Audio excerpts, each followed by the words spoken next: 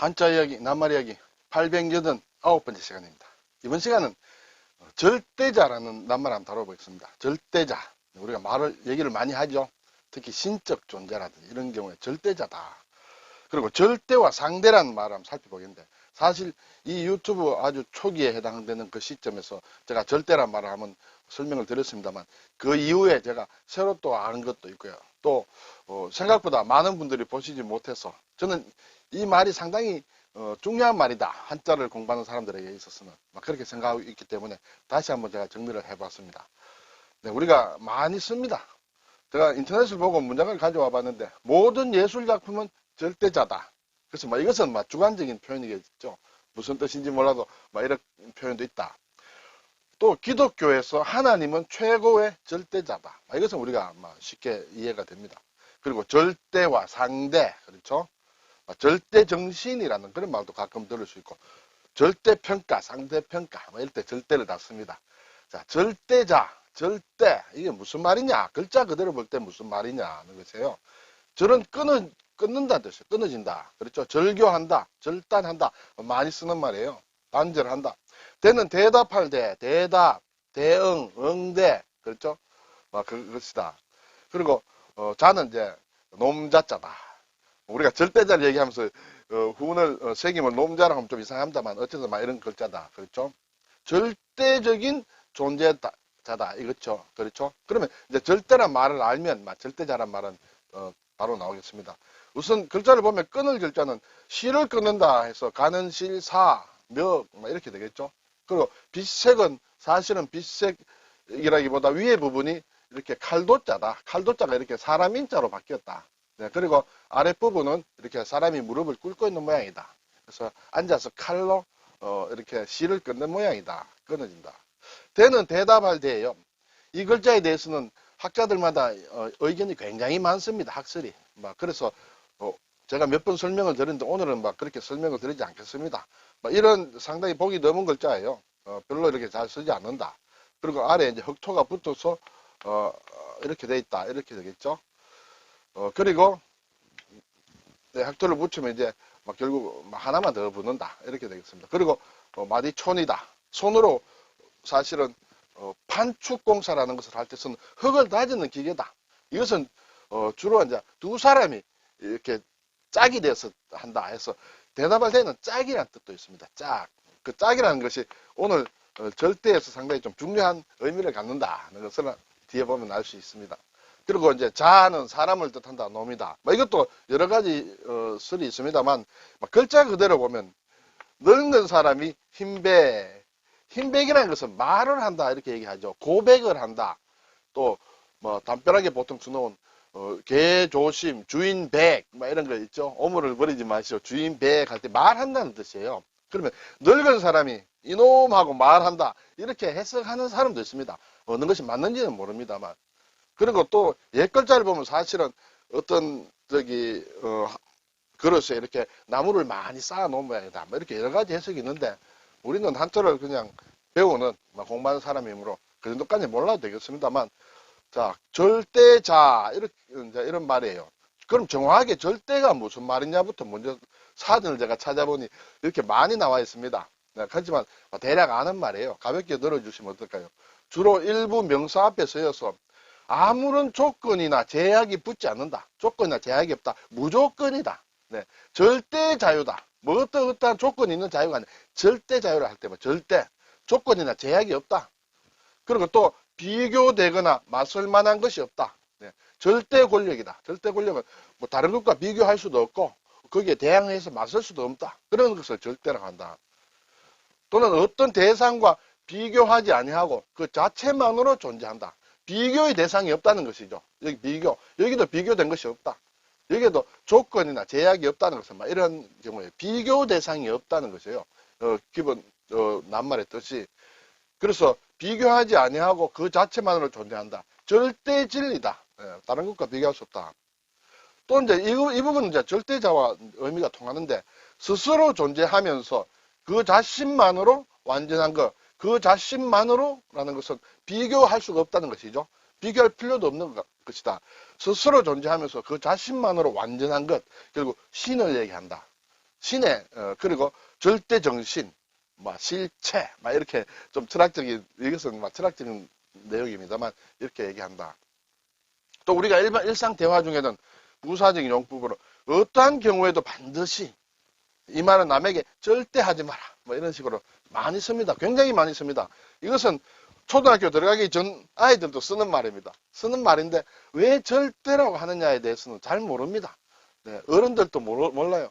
어지간히 공부한 사람도 잘 모릅니다. 왜냐하면 이렇게 생각을 하지 않기 때문에 그렇습니다. 우리가 한자를 잘 쓰지 않고 생각하지 않기 때문에 모르지 뭐 진짜 어려워서 모르는 것은 아니에요. 네, 오늘 그것을 좀 구체적으로 한번 보겠습니다. 절대 비교할 필요도 없고 비교가 안 되는 것이다. 네, 그것은 뭐냐면 여기 앞에서 제가 대라는 것은 대답한다 했는데 짝이라고 했습니다. 짝. 절이라는 것은 끊어졌다, 없다는 뜻이에요. 비교할 짝이 없다, 비교할 대상이 없다, 예, 짝이 없다. 짝이 있어야 뭐 비교가 되든지 하겠죠. 혼자만 있는데 비교의 대상이 없다. 짝이 없는 것이다. 일단은 그렇게 보겠습니다. 자, 그러면 절대자라는 말은 사전을 보니 앞에서 절대란 말에서 여기에 언급한 내용이 그대로 나옵니다. 철학의 용어다. 그래서 스스로 존재하면서 그 자신만으로 완전한 것, 신이다. 실체다. 절대 정신 따위로 이런 것이다. 절대자를 단순히 절대라고 했어도 절대자와 같이 통한다. 이렇게 되겠습니다. 그래서 절대라는 것은 제가 해석하는 것입니다. 제가 해석하는 것은 짝이 없다. 왜냐하면 대짝이라는 뜻이 있기 때문에 짝이 없다. 비교 대상이 없다는 것이에요. 둘이 아니고 하나뿐이어서 비교할 대상이 없게 대단하거나 심하다. 이것은 짝이 없다라는 뜻이에요. 짝이 없다라는 뜻의 사전에 설명이 이렇게 되어 있습니다. 그래서 반갑기 짝이 없다. 기쁘기 짝이 없다. 비교할 대상이 없습니다. 그것이 절대라는 것이에요. 그러한 존재가 절대자라는 것이다. 글자 그대로의 절대자는. 그렇겠죠? 그럼 이 말이 어디서 왔느냐? 옛날부터 있었느냐? 그렇지 않다는 것이에요. 한자로 보면 있을만한데 그렇지 않습니다. 네.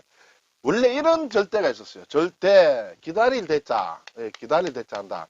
예, 대기한다. 뭐, 예. 이것은 불교 용어다. 불교 용어에 저는 잘 모릅니다. 절대묘, 상대묘라는 이런 말이 있어요. 불교에. 예, 이것은 있는 듯 합니다만 제가 조금 여러분께 전해드리기 위해서 읽어봤는데 잘 몰라요. 그래서 설명이 안 된다. 그냥 넘어가겠습니다. 이러한 용어가 있다. 불교 용어에 절대라는 이 대자가 다르죠. 이것은 대략 생각을 하면 절대라는 것은 여기서 말하는 절대는 다른 것과의 비교 대립을 끊는다. 여기서도 비교란 말이 나옵니다만 어떤 대립을 끊는다. 달리 늘어서 견줄 것이 없다. 늘어서서 달리 견줄 것이 없는 것이다. 서로 대립하는 관계를 넘어선다. 이런 그렇죠. 제대로 된 것인지 모르겠습니다만 이것이 이러한 절대라는 말은 예전부터 있었다. 불교에 동양 삼국에 다 있었던 것이다. 그런데 이 말이 이렇게 바뀝니다.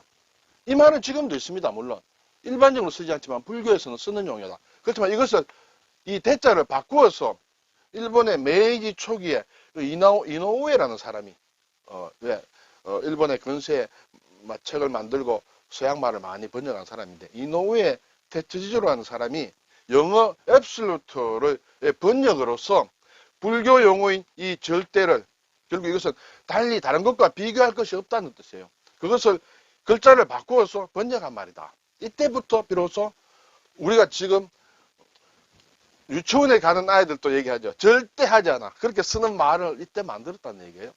그리고 그 뜻은 결국은 달리 비교할 것이 없다. 짝이 없다. 어떻게 보면 굉장히 쉬운 낱말이에요. 그렇죠? 그렇지만 한자로 생각하지 않기 때문에 절대 대자가 무슨 뜻이냐? 저는 무슨 뜻이냐 하면 알지 못한다는 것이요. 그것이 우리가 일상에 쓰는 낱말에 대한 현실이다. 이렇게 볼 수 있습니다. 어쨌든 이러한 과정을 거쳐서 나타난 말이 절대다. 그럼 절대 반대는 이제 상대죠. 상대다. 이 서로라는 것은 하나가 서로가 아닙니다. 최소한도 둘이에요. 서로. 아까 절대에서는 대가 없다고 했는데 여기는 상은 서로 대가 된다. 서로 짝이 된다는 얘기예요. 대는 짝으로 생각하면 가장 쉽다. 네. 서로 마주 대하는 것 또는 그런 대상을 상대라고 한다. 저런 애들하고는 상대도 하지 마라. 네. 또 서로 겨루는다 또는 그런 대상이다. 그거는 만만치 않은 상대다. 네, 그렇죠? 서로 대비한다. 네, 비교한다. 그리고 과학적인 용어로서 다른 것과 관계가 있어서 그것과 떨어져 존재할 수 없는 것. 그것이 상대다. 앞에서 절대라는 것은 비교의 대상이 없고 혼자 스스로 존재하는 것이에요. 그렇지만 여기서는 떨어져서 존재할 수 없는 것이다. 그것이 이제 상대다. 서로 짝이 된다. 이것은 짝을 이루지 않으면 존재할 수 없다. 이렇게 생각할 수 있을지 모르겠습니다. 자, 절대 정신이라는 말도 우리가 학교 다닐 때 철학이나 이런 거 보면 나오죠. 해겔의 철학이 나온다. 무슨 말인지는 저도 잘 모릅니다. 그냥 뭐 사진에 나온 국어 사진에 나온 낱말만 말씀드리겠습니다. 이러한 낱말은 전문 서적이나 전문 사진에 가면 상당히 설명이 깁니다만 국어 사진이 제일 간단하게 설명을 하고 있습니다. 국어 사진에서 이 말은 해겔 철학에서 주관과 객관을 동일화하여 완전한 자기 인식에 도달한 정신이다. 이걸 절대 정신이라고 하는데요. 제가 여러분께 설명을 드리지 않겠습니다. 저보다 더 많이 이해를 하고 계시리라 생각을 하겠습니다. 다만 이런 말에 절대라는 것이 앞에 absolute, 네, 그런 것과 관련이 된다. 이런 절대도 있습니다. 자, 대신할 때, 세대라고 할 때 절대. 이 아득하게 먼 옛 세대다. 예, 세대. 당대에 견줄 만한 것이 없을 만큼 뛰어나다. 예, 이 절이라는 것은 없다, 끊어지다 정도예요. 네, 그래서 당대에 견줄 만한 것이 없을 만큼 뛰어나다. 절세라는 그런 얘기하면 절세와 같은 말입니다. 절세라고 하면 절세미인, 절세가인이라고 하죠. 이 시대의 최고의 미인이다. 그런 것을 절세미인, 절세가인이란다. 절대미인, 절대가인도 같은 말이에요. 예, 그래서 이것을 우리가 절대정신, 절대자하고 할 때는 다르지만은 또 중요한 의미를 가지고 있다. 큰 대자를 써서도 말은 있습니다. 절대하다. 견줄 바가 없이 크다. 더 이상 큰 것이 없다는 뜻이에요. 더 이상 큰 것이 없다. 그래서 아주 크다는 것이 이제 큰 대자를 써서 절대다. 이렇게 되겠습니다. 오늘 절대자의 절대. 아주 쉽게 하기에는 짝이 없다. 예, 절대. 이거와 짝이 없다. 아주 단독이다. 예, 절대. 상대는 짝이 있는 것이다. 그래서 짝이 없으므로 비교할 수가 없습니다. 절대는. 네, 단독. 예, 단독 톱이다. 네. 예, 그러한 존재가 절대자다. 짝이 없는. 네, 짝이 없는 분. 신적 존재라. 일반적으로 많이 얘기하죠. 감사합니다.